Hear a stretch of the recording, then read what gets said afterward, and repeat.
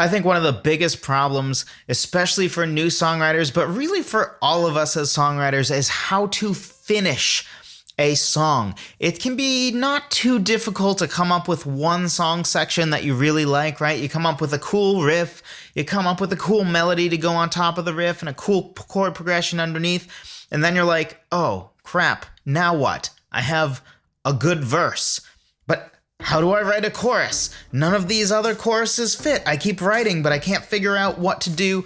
Today, we're going to be addressing that problem in this episode of the Songwriter Theory Podcast. Let's talk about it.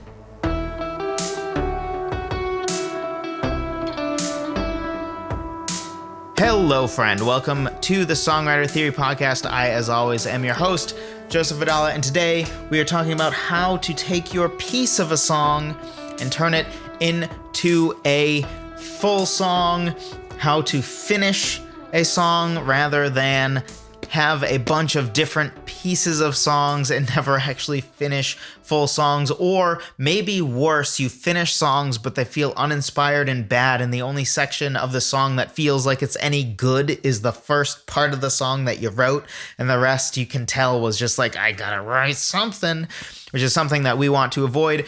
If you also want to learn how to start writing a song, be sure to pick up my free guide. It's at songwritertheory.com/free guide. Link in the description if you're on YouTube. It will teach you 10 different ways to start writing a song, 5 from a lyrical standpoint and 5 from a musical standpoint. And today, we're going to be talking about how to finish said song when you already have one section of a song. So what's your problem, right? Let's identify the problem first. The problem is that you have a song section, but you're trying to write a full song. So maybe you have a lyric you really like and a melody that is clearly one song section. Most commonly, it's probably going to be a verse or a chorus. Obviously, right now, it's really neither because it's just a part of a song, right? It's a jingle at best. But most of the time, the first part of the song that you're going to tend to write is something that would eventually be the chorus or would eventually be a verse. So you're trying to write a full song, right? But you don't know where to go next because it's kind of easy to come up with one piece of information. It's kind of easy to, improvise at the piano or the guitar and come up with, one cool hook or one call and answer melody, which, a whole verse or a whole chorus could literally be call, answer, call, answer. So once you have those really two slightly different melodies, boom, you're done. Whole section of a song, basically, melody-wise. And it's not always going to be that simple, but a lot are that simple. So your problem now is that you got to finish the song and make it sound as inspired as the first part of the song that you wrote that was inspired. Or, was at least partially inspired, but now you're stuck.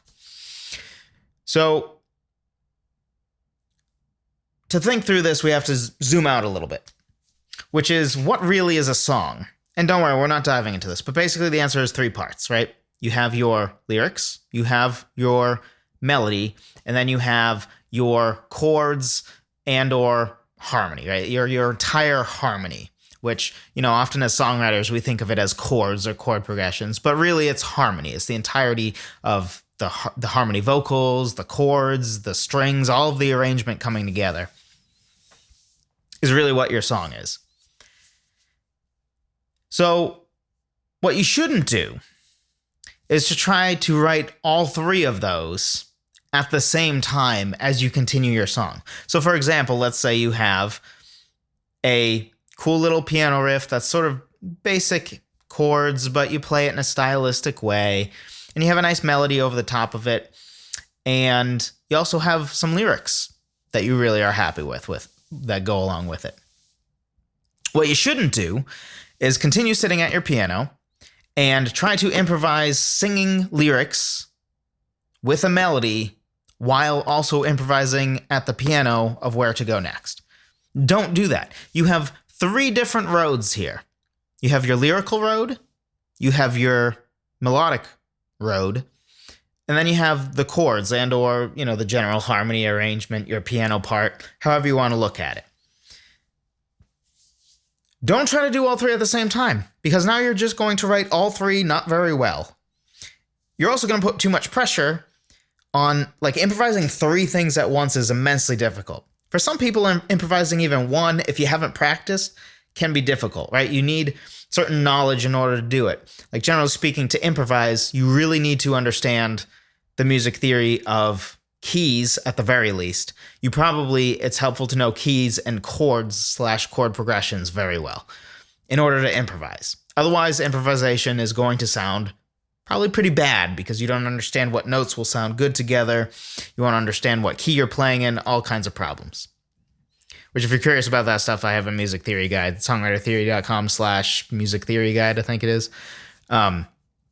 So don't try to write all three at the same time. What to do instead is you find the natural follow-up or backstory. Because if you have a chorus, you might want to work backwards. So like, okay, this is the chorus, but what did the lyrics say before this, right? So if you have a chorus, you might be working backwards to the first verse. But if it's a first verse that you've written, then you're working forwards of like, what chorus does this go into? Do one layer at a time. Again, so you're picking one of these three layers, not all three. Step one. Specifically, this is step one. Well, actually, no. This is step one regardless. Figure out what part of the song you have written. Right? This is the obvious step one. Sometimes this will be really obvious. A lot of times when I write a single part of a song, to me, it's immediately very obvious what part of the song that is. Part of that for me is that I personally tend to have a pretty significant difference between my choruses and my verses. My verses tend to be pretty subdued, very intimate. I tend to sing in a lower baritone range. And then my choruses are like up there. They're belting high notes. They're emotional. They have lots of leaps and very, very, very big contrast. So for me, at least, it's very easy to immediately tell what part of a song I've probably written if I have a melody. But for you, and even for me sometimes, because sometimes I think it's a certain section and then it turns out that it doesn't end up being that. So sometimes we're wrong, and that's okay. You got to go with the flow. But let's try to figure out first, okay, what part of the song do I have? Because in order to figure out where I need to go, I need to know where I am. So it's probably a verse. If it's story-driven, if the lyrics are very story-driven, it's probably a verse. If it feels zoomed in, it's probably a verse. So zoomed in, generally a lot of details, right? It feels very intimate. Think of it sort of like a movie lens, right? There's a big difference between, a heart-to-heart scene where Captain America and Iron Man are talking and, they're not battling each other yet, but they're disagreeing on how to handle the whole, should we register with the government or not discussion. And it's just two dudes talking it out, not wearing their suits, just, two dudes talking it out. It's more intimate. The camera's there, right? It's on their faces. It's on the discussion. Compared to, say at the end of Infinity War, when the camera appears to be way up in the sky in order to show the wave of superheroes that have all shown up, right? So that's what I mean by zoomed in. Zoomed in is the first one. It tends to be more intimate. So if it feels intimate, probably a verse.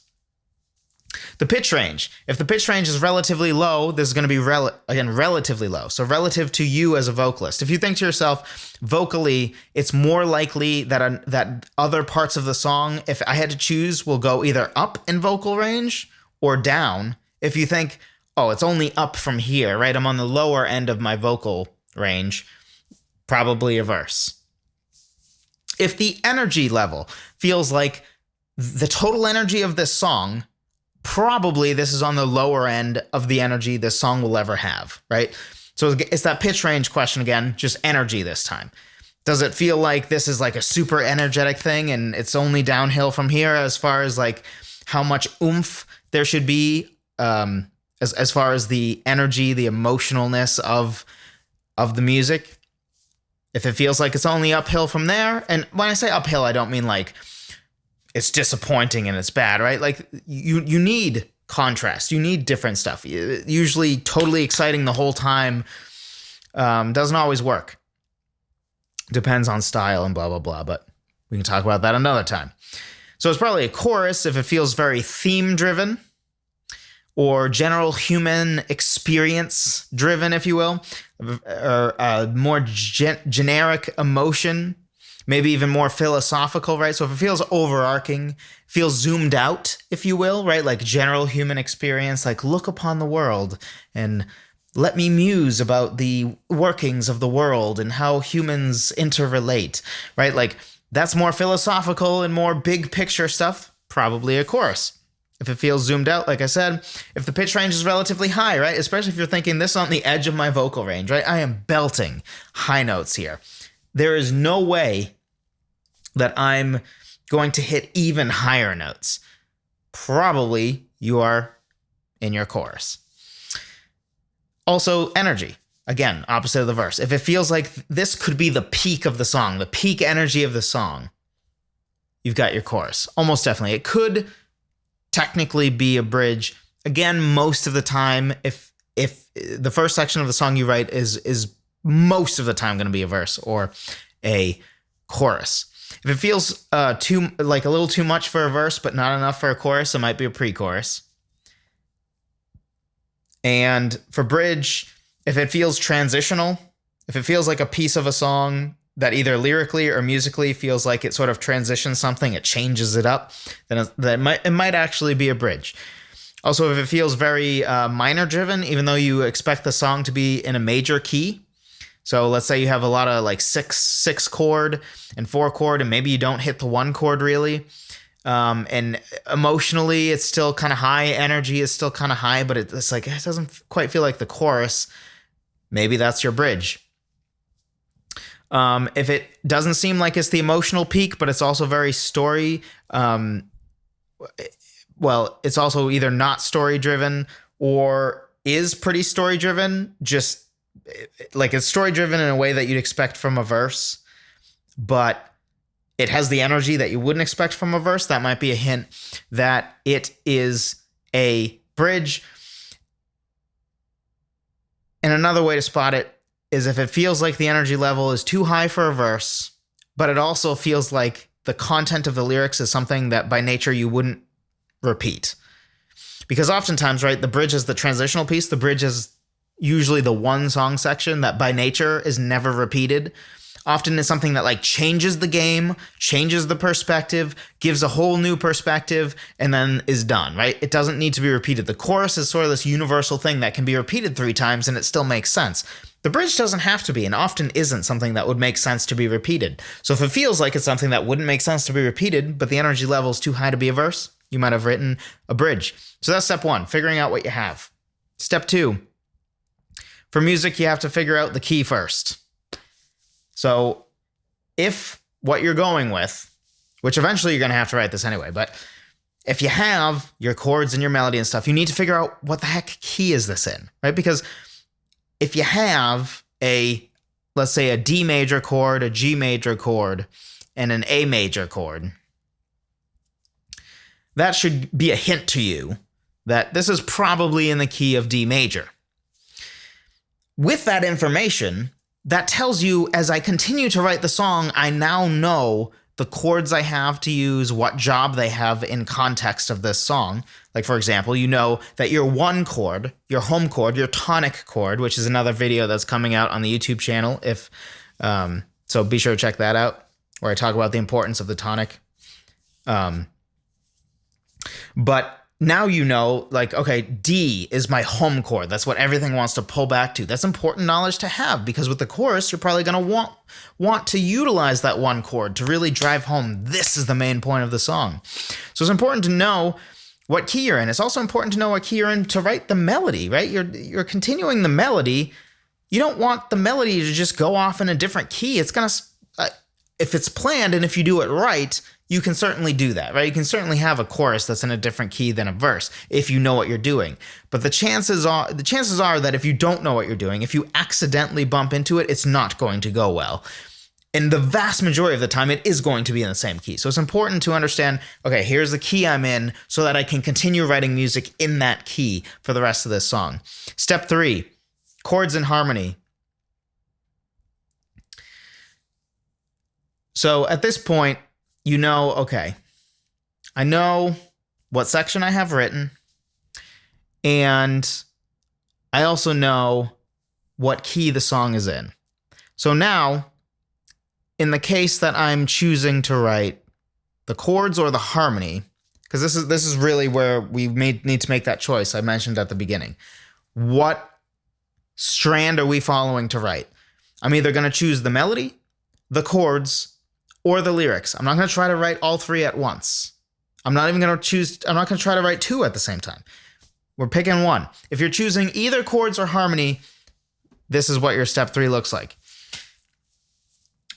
If the section you need to write is the chorus, so if you've written a verse already and now you need to write a chorus, you probably want to focus on one chords, right? I just mentioned this. One chords give that home feeling, that most powerful chord in the context of your song is always going to be your one chord, because the one chord is home. So generally speaking, choruses tend to rely on one heavily. Often a chorus will start with the one chord. So again, if you've picked up on the fact that based on the chords I have, let's say you have a B minor chord, an A major chord, and a G major chord, based on those chords you have in the verse, you can probably surmise, oh, I think the key is actually D major. So it would make a lot of sense that even though your verses only use the 6, 5, and 4 chord, if none of these, if me saying these sounds like a different language to you, check out my free guide on the music theory. It will teach you all of this stuff. It teaches the 4 pillars that everybody needs to know, which is keys, intervals, chords, and chord progressions, which is all this stuff I'm talking about, like 5 chord and stuff like that. Don't have time to over-explain it now, but and I also don't think it's important for you to understand what you need to from this episode. But for those who do know, so you have that 6, 5, and 4 chord of B minor, A major, and G major. You've figured out now, okay, I think the key of this song appears to be D major. So now you know, okay, my D major chord is that main tonic chord I have, that powerful chord that I can go back to. I might want to open the chorus with that one chord and then improvise from there to sort of figure out maybe where else it should go musically. Sometimes, though, you don't want to start your chorus with a 1, because sometimes choruses have sort of 2 different parts to them, and the main part of the chorus is the very end. So you sort of have A, B, and then like C, D for that last section where it really changes it up. I'm personally a pretty big fan of choruses that do that, rather than just like A, B, which feels kind of like the verses, because verses tend to be that way. But generally, you do want to change up the chord choices. So when you're writing a chorus, if your verse only had like 2 chords, maybe your chorus should have more like 4 chords. Maybe use 5 different chords. The other way around is true as well, right? If the section of the song you wrote before had like use 6 different chords, right? You use your 1, your 2, your 3, your 4, your 5, and your 6. Then maybe for the chorus, make it simple. Make it 2 chords. Whatever section you wrote before, whether you're writing verse or chorus, this applies. Where like you just want it to be different most of the time. Some songs work fine where the chord progression is the same throughout the whole song, or the same for verse and chorus. But generally speaking, you probably want to change it up. You also usually want to change up the stylistics. So for example, if the verses feel very methodical and legato, you might want to up the energy in the chorus. That might be a time for you to change up how long the notes are going to be held, how the chords are played. So for example, you might have something where the verses tend to have like you just strum a chord and let it ring. The chorus might be the time to bring in the more catchy rhythm, the more interesting rhythm. Or the other way around, right? Maybe you want to simplify the rhythm when it comes to the chorus. Change these things up. If you already wrote your chorus and you're writing a verse, a lot of these things apply both ways. as far as, whatever you did with the verse or whatever you did with the chorus, you want to do something different with whatever section you didn't write. Is going to generally be true in either direction. So those apply both ways. But specifically, if you have your chorus already and you have a lot of one chords, in your verse, I would encourage you to consider, challenge yourself to write this without using the one chord. Because it can really make the chorus absolutely explode when you haven't even given the listener that home base one chord until the chorus comes. And then it's oh, here it is. Here we go. And something to keep in mind too, back to the chorus for a second, is the identity of your song musically is almost definitely going to be overwhelmingly decided by your chorus. So for example, when you say something like, oh, that's a catchy song, or oh, that's an epic emotional song, usually what that means is that's a catchy chorus and that's a really emotional chorus, right? So when people say that we'll take the emotional example. If they say, oh yeah, that's such an emotional, raw feeling song, a lot of times the verses are actually very subdued and sort of setting some backstory and whatever. And it's that chorus that's just super emotional with this big leaps in the melody and all that kind of stuff. And in a similar way, if you have a really catchy chorus, even if your verses kind of are more legato and a little more beautiful sounding and not so catchy, people will still identify that song as a catchy song because, again, the chorus has disproportionate say over how a song's identified, which is something to keep in mind when you're choosing how you write your verse and your chorus. The identity is mostly in the chorus. Melodically, if you have written your verse and you're writing a chorus now, move up in pitch range. It should be noted too, there's a bunch of different ways to continue writing, but generally speaking, my overall recommendation for continue writing is basically play what you have. So let's say you're continuing the piano part. You decided, okay, this is a song where I'm sitting at the piano, I'm singing, I have my lyrics. I'm going to decide to pick the strand of the chords, in this case, the piano part. My recommendation, play it over and over again, and then try to improvise from the end of whatever you've written, right? So play your verse, and then just as you're coming to the end of the verse, think about, okay, where can I go next? And improvise until you find something you like, and then just sort of iterate on it. And, maybe the first chord you hit, you like, and you're like, oh, that's interesting. The second chord sounds good, and then the third one sounds off. So then go back to that, and then do the first chord, the second chord, and now you know the third chord that didn't work. Try a new one. Is overall how I recommend doing this. There's a bunch of different ways. We don't have time to get into all that today. Otherwise, this podcast would be an hour. We'll talk about that some other time.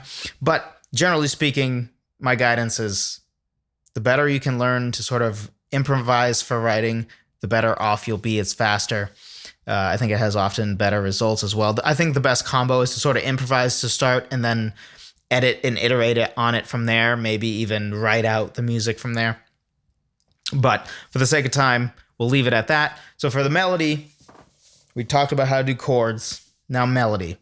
If you started with your verse and now you're writing your chorus, the first thing you should be thinking is, okay, the melody should probably go up in pitch range. Really easy way to do this is pick whatever the last note you have in the verse that you've written and go up at least a third and start the chorus there. What I would really recommend is looking at the pitch range you have in total in your verse. Let's say that you're in the key of C major, keep it easy, and your pitch range goes from about C4 to G4, sort of sitting in that very baritone type range. Your G4 is your highest note. So, or is it G3? Regardless, I think it's G4. The one right above, but the one below middle C. So in that case, I would argue, okay, for the chorus, start above that, or start there and only go higher. Because generally speaking, the one thing that you want 99% of the time is for your melody in your chorus to be higher in pitch than the melody in your verse. So that's a great way to start, is literally just like go a third higher, go to the C above that G, Whatever it is, go up the octave, doesn't matter. Just make sure it's higher. You don't have to stick with that, but it's a good place to start. Another thing you'll probably have, especially if you're improvising, so you're improvising the melody, maybe you're doing it vocally, maybe you're doing it on a keyboard or a guitar. Usually, you might have more melodic leaps in your chorus. This is not necessarily going to be true, but a lot of times verses tend to be more conversational. They tend to have a lot of steps. They tend to have fewer large leaps, a little less grandiose. They tend to be more conversational. And conversational, right? As I'm talking to you, hopefully I'm not monotone, right? Hopefully I'm not talking like this all at the same. But, most of what I'm saying is all probably within like a third or a fourth of each other. I'm not really going up and down in pitch that much because we're having a conversation. It's very different than me all of a sudden going up like that's unnatural, right? That gets your attention. But that's what can create interest and intrigue in a chorus. So start thinking about having bigger leaps than you probably had in your verse. If you look at your verse notes, you might think, oh, the whole verse happens within like a third of each other. It's a very small pitch range. Maybe expand that for the chorus. And again, maybe if you have a huge pitch range in your verse, you might actually want to change it up. And in the chorus, have a smaller one. In general, a lot of these things certainly apply, right? Every rule is meant to be broken. I wouldn't even call these rules. These are just like general guidelines of places to start.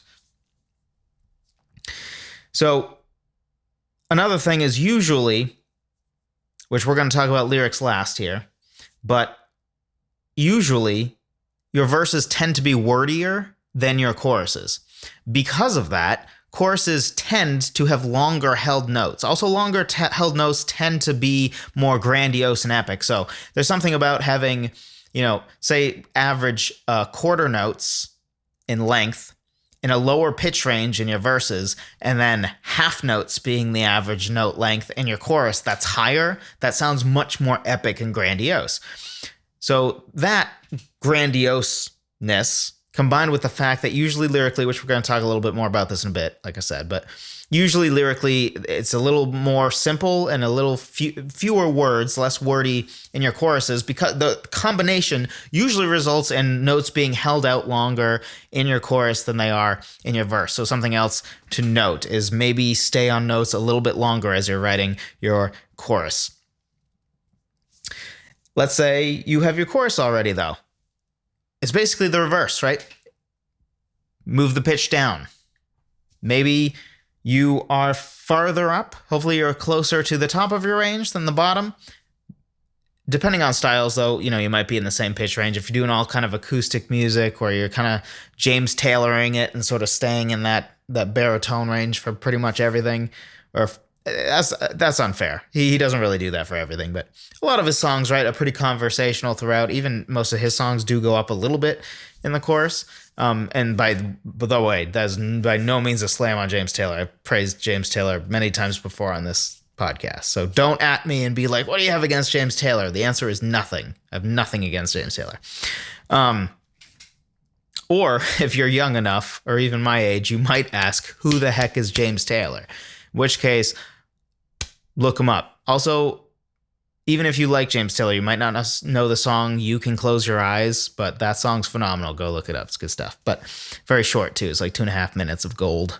Pure gold. But in the verse, move the pitch down. Wherever your chorus melody was, move it down. Start improvising from there. Start trying to figure out the melody from there. You want it to be lower, probably. And again, I just said the choruses probably has more leaps. Your verse probably has more steps. So instead of making big leaps in your verses constantly, you can have some big leaps in your verses. You still can do entirely leaps in your verses, if possibly. That usually sounds disjointed. You usually want step, step, step, and then leap type thing. Even in your choruses, when you have a lot of leaps, it's usually not leap, leap, leap, leap. It usually has a lot of steps mixed in there, which, by the way, if you don't know what that, steps are basically the next note, up or down, and then leaps are moving more than just to the next note. So in the verse, you probably want more steps than you had in the chorus, fewer leaps, and probably your melody is going to be faster moving because there's more words that you're probably going to need to fit in. So last is lyrics for this step 3. For the chorus, if you've written your verse, now you're writing your chorus, you want to be looking at the central themes and ideas that your verses are getting at. So whatever you have written in your verses, think to yourself, okay, what do I think the heart of this song is? I hear that I'm complaining about somebody who broke my heart, but what is the main thing I'm trying to say, right? Is the main thing I'm trying to say like, son, don't date because they'll just break your heart in high school, right? Like, is that the message of the song? Or is the message of the song that, yeah, love hurts, but it's worth it in the end, right? Something corny, whatever. Figuring out from the verse, okay, what do I think the conclusion is? What do I think the main idea that I'm trying to flesh out is? And it might be something where you are, you have a message per se. I'm resistant to that word because it sounds like you're getting preachy about something. And I don't think that, I think art should usually ask more questions and not treat listeners or watchers like they're stupid and not force feed them your opinions. You should kind of give them clay to work with themselves, give them ideas to work off of. But anyway, soapbox over. So, if let's say your verses are an angry man lashing out, what's the underlying theme, right? Maybe he should have made time for what matters when he had the time, or this is how he treated others his whole life, and that's why he's alone now and so miserable now because he's always been that way and he pushed everybody away. Or maybe he's this way because he was handed such a raw deal, had a lot of tragedies in his life that he couldn't help, right? Maybe his wife and kids were all killed in a tragic car accident, and, maybe he got married again and she died of breast cancer or something, right? Like, which is not to make an excuse for the person. You still need to make the right choices for yourself. No excuses. But, for the sake of the song, sort of a place of sympathy, right? Like, yeah, this man's being rotten to me, but, he had it rough. Or this is the only way he knows how to handle things because of, his life growing up or something, right? So there's so many different ways to take things that you had in the verse, but figuring out where you're trying to go with this is really the most important underlying question, because you're going to be writing around those themes. And usually the lyrics of the chorus are going to sound more universal and relatable to all people, zoomed out, as we said before, and less wordy. So keep that in mind when writing the lyrics. If you have the chorus already and you need to write the verse lyrics, figure out the context or the story that points to the themes and the ideas you're talking about in the chorus. So maybe the chorus is about how you finally found peace and joy with your current partner, and the verses could be different parts of what you appreciate about your partner, right? Like different little or different stories that show the things you appreciate about your partner, right? Like how good of a parent they are, how, that one time that they helped you through something rough, the fact that they were very forgiving of you when you were crappy to them for whatever reason or something like that. But, also your verses that lead into the chorus where you say how much you appreciate your current person might be how much your previous love interest or whatever were terrible, right? Like, I appreciate you so much because they're the worst. Or I appreciate you so much, and here's a story of all the other people who didn't appreciate me back. I appreciate you because you continue to choose to love me when other people chose to stop choosing to love me or something. So the verses can go in a bunch of different directions, just like the chorus, the theme, you have some choices here. But really take the time to think, okay, as I develop I have this chorus, this main idea, how is the best way to flesh it out? Now, when you're thinking about the verses to flesh it out as well, make sure that you are giving room that whatever idea you utilize for, say, the first verse, which is probably the verse that you'll write first, although not necessarily, think about, okay, can I get 2 verses of material out of the direction that I go? Can I get 3 verses of material? Because you might have 3 verses in your song. Because for the chorus, generally speaking, you have to write one set of lyrics, right? And the chorus repeats the exact same lyrics most of the time. The verses, though, that whatever direction you're going, right? So, for example, if the first verse is picking one X to contrast with the current person you're with, then you would probably expect the second verse to be another one. If you feel like you don't have another one, maybe you need to adjust and be like, oh, maybe that shouldn't be the direction I go with my verses. Keep in mind, you can be more wordy and intimate in the verses usually than the chorus. The chorus is usually a time that we all come together and sing together and talk about this universal human experience. The verses, though, are where you get to be a little more personal, zoom into your own life. And now we're at step 4, final step. Quick. Basically, now you've figured out the different ways that you can go based on what you have written. And now you may need to make the choices of, let's say you chose, for example, that from your verse, you started with a verse, and then for your chorus, you're going to write the melody first. And then you're going to worry about the chords and the lyrics later. So now you have the melody, right? You improvised, you did all the steps that I was just saying, right? So you have your step 1 was figuring out what part of the song you already have. Your step 2 is for music, you have to figure out the key first. You don't necessarily have to do that for lyrics, but you have to do it eventually anyway, so you might as well always keep that as step 2. And then for step 3, you're sort of, figuring out that first part that you're going to follow up on. So you're figuring out, am I either A, gonna write the next melodic part, the next chords and or, instrumental, or the next lyrics first. So now you have only one of those 3 pieces, right? So you have all 3 pieces for, say, your verse, and then you have the melody of the chorus. What do you write next, right? Because the song's not done. Even the chorus isn't done. You just have the melody. My recommendation is this. We'll keep it short. I have other episodes where I kind of talk more about deeper into the recommendations on this, but the short recommendation is, if lyrics is the first thing you choose to write, next go melody, because the melody is derived directly from the lyrics, right? They have to match the syllables of the lyrics, and the strong syllables usually match the strong, part of the melody. If you accentuate the word of instead of love in the melody, that will sound weird, for example. And then do the chords and the harmony last.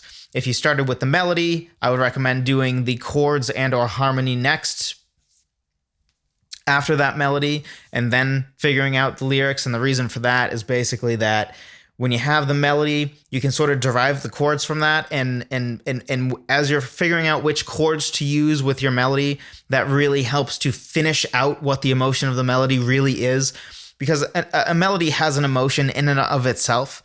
But I always talk about how context is everything in music, right? So like an A note being sung on top of a C major chord is going to sound very, very different than an A note sung on top of an A minor chord. One of those chords has the note in it. It feels right. It's, yes, a minor chord underneath it. The other one, there is no A in a C major chord. So there's going to be this tension that it has that an A minor chord with an A note being sung won't have. That will add to the emotional information you have in every single note of your melody, and therefore will better inform your lyrics. So that's the reason for that. And lastly, if you start with chords and or harmony, so, piano part, whatever it is that you're writing, guitar part, whatever, chord progression basically, then write the melody next, because you can improvise the melody while listening to the chord progression, while listening to the piano part, whatever it is that you've written. You can improvise the melody from there. And again, you have that advantage of, the emotional context of the music gets to inform what you do lyrically. Hopefully this was helpful to you. If it was, be sure to drop a like on the video if you're on YouTube. If you are a longtime podcast listener and you haven't already, be sure to go to iTunes and leave a hopefully kind review. If you feel like you can't leave 5 stars, then then don't leave a review. Don't tank the rankings. Because hopefully I want more people to give me a chance so that I can continue to improve, to give better content to you. If the rankings tank the podcast, then I'm never going to get that chance to improve and then help more people. So I do want to improve, though, and I want to know how to improve. The best way for you to tell me how to improve, though, is to send me an email to joseph@songwritertheory.com. It's JOSEPH at songwritertheory.com. If you ever get any of my free guides, which are very, very useful, you'll be on my mailing list. You'll get an email from me anyway. Then you can just respond to that. Because I would like to know how to improve, how to help you more. But you leaving a review that tanks the rankings and tanks my rating is not the best way to help me help you. The best way is to email me. So if you don't mind, do it that way. Thank you so much for listening. Thank you to all of you who have been here for a while. Thank you for those who this might be the first one you've ever listened to. Hopefully it was worth it.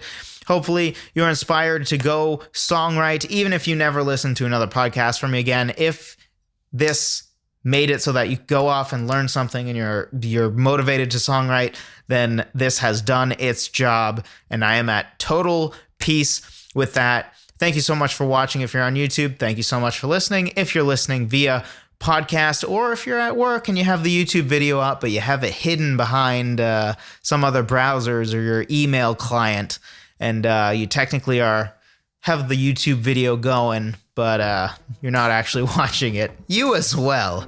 I feel that. I do that as well, so I feel that. Thank you so much for listening and or watching, and I will talk to you, as always, next time.